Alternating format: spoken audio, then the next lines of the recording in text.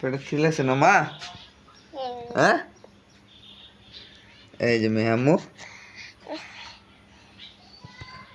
পেটে খিদা, সকাল সকাল উঠছি ঘুম থেকে। তা আমার মা এখন খানা খাবে। নমু, বলো, তুমি কিছু বলো মা।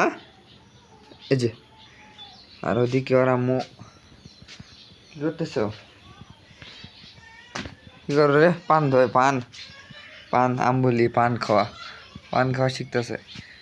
হ্যাঁ, তোর মা যে কি করে? পান ধোয়ে বসে। হ্যাঁ, এই যে বসে পান দিতেছে। আর এই যে আমার বাপ বেটি এই জায়গায় নাটক করতেছি। আম্মু,